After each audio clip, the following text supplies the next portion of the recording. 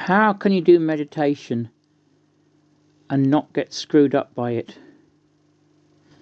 There's a ton of hype saying meditation will turn your life around.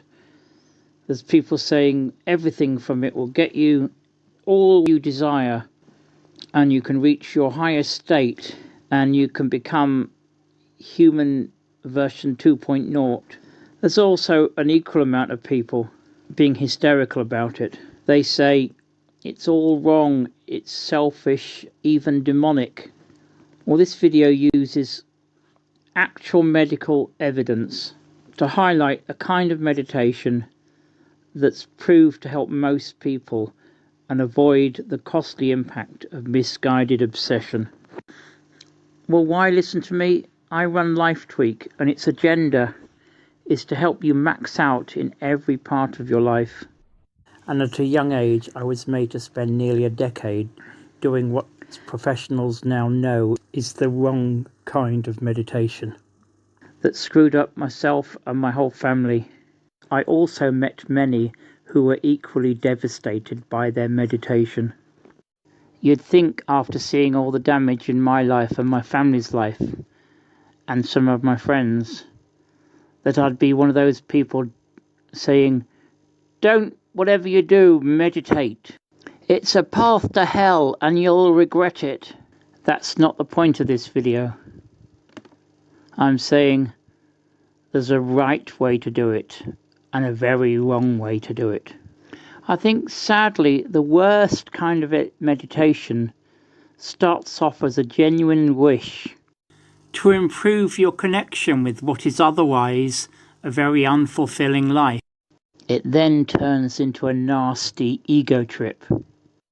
Then, whether you call it religion or not, you believe you're reaching a higher consciousness than other humans, that you're becoming human version 2.0. These people, like the followers of many world religions, start to think of themselves as having reached a better, higher state and being closer to people at some fundamental level. Yet all the while ignoring they're actually separating themselves from people, while blaming others for not being sophisticated enough or being prejudiced against anybody trying to better themselves. Now, after decades of study, doctors have even started to identify the harm of this kind of meditation.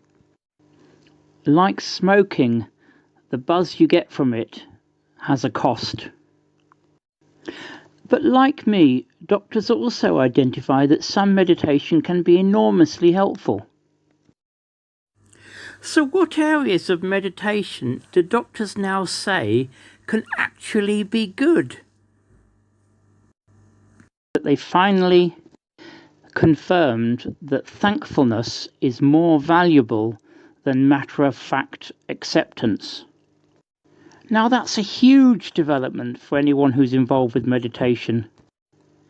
Now, if you're being taught to tolerate the ups and downs of life with a Buddhism-inspired indifference, it may sound appealing, especially if there's some traumatic experiences you're not quite ready to face. Ultimately, though, you're being conned out of natural, healthy human responses. A more realistic approach would be to say, when I've been built up by the thankfulness, I'll start to look at the traumas. Another devious tactic meditation coaches sometimes employ is to capitalize on the buzz, or you might call it a dopamine hit, of relaxation, to introduce their particular take on reality. To you, then, they're not just a ranting old geezer on a park bench who tells you how they think life is, but they're someone whose views seem to make you feel good. A better solution, then, is to not start meditation expecting to learn something, but to begin with views you already have.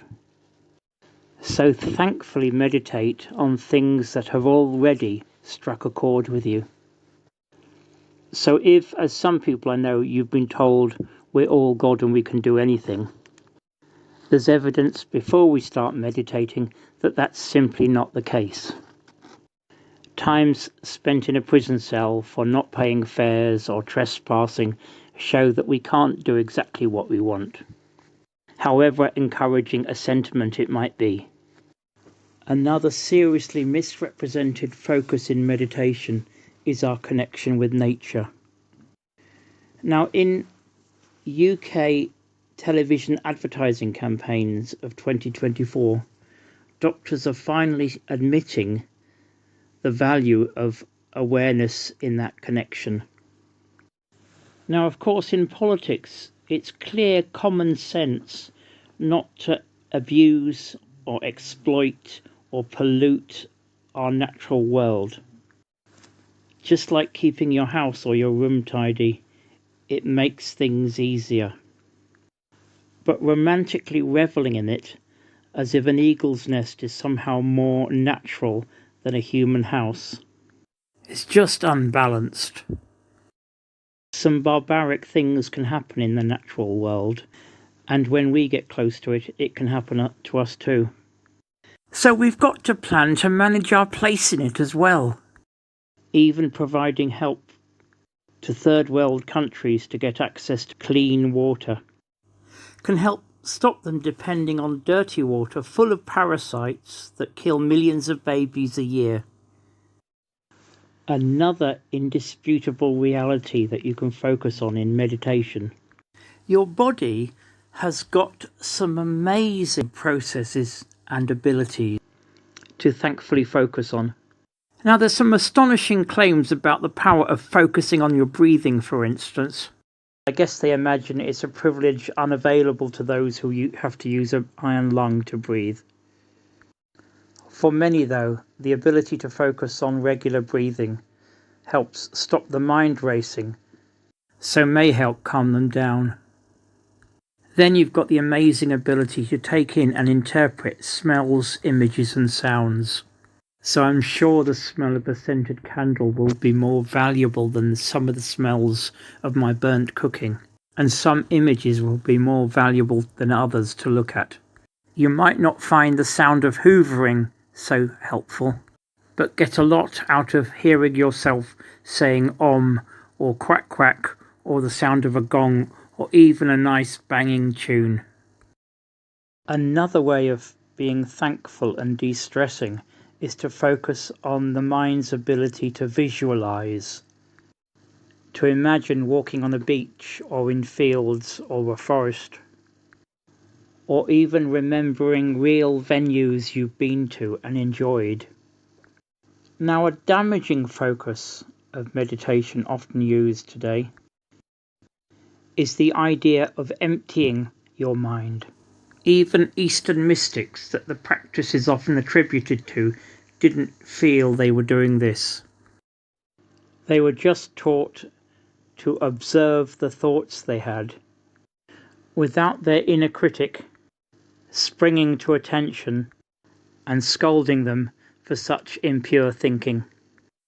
Now, a lot of Western religious leaders, in spite of meditation being credited in the Bible more than 20 times, still warn about the risks of trying to empty your mind. But what would they know? They might be just hysterical fundamentalists determined to convert you to their way of thinking. But most UK doctors warn of the inadequacy and insecurity people feel trying to do it. And MRI scans of those who claim they've achieved it show plenty of brain activity, just like when you're eating a bag of crisps.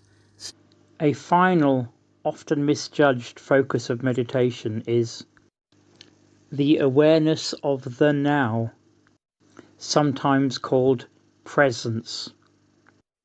The argument goes that we can't live in the future nor the past because we often misread it. So the now is in some sense the only real time we actually have. For some, though, this uber focus on the current moment is a way of avoiding the fear of the future or facing the traumas of the past. Now we have a capacity to hope for things. That means we can be thankful for how things might look one day. We also have the ability to learn from the past and to be thankful for the positive lessons we've learned. Now, while focusing on the present is important, it shouldn't be at the expense of our other capacities. So, good meditation can be boiled down to just a handful of healthy aims.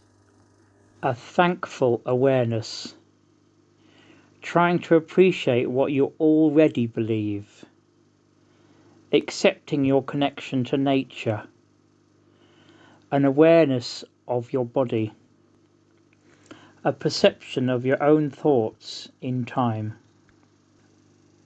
And remember, before you credit yourself for achieving any one or all of these things, know that I've seen all of them in the most retarded people I worked with over 4 years in an institute.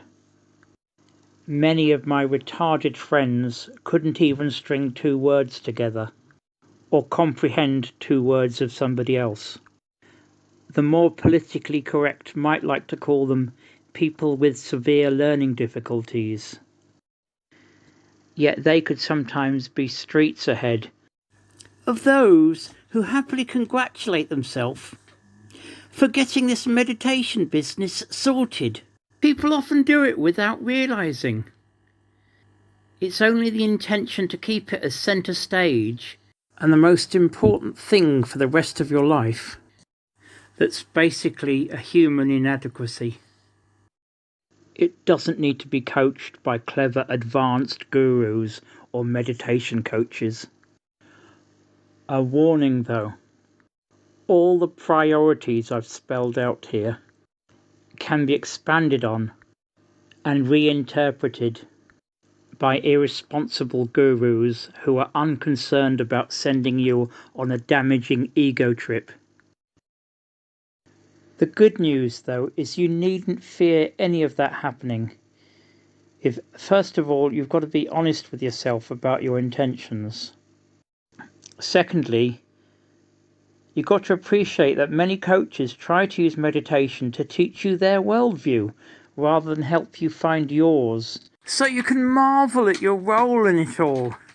Now, if you can accept all of these issues, the dumbest ideas of these coaches can be like water off a duck's back to you. Now, in my time, I've met some meditation coaches that are as mad as a box of frogs with some ludicrous ideas, and yet they're lovely people who won't screw me up because I've got no intention of seeing the world like they do. They can still remind me to be thankful for who I am and my place in the world. I just laugh about how well they'd cope with my lovely retarded friends. 'Cause dumb meditation advice definitely won't screw them up.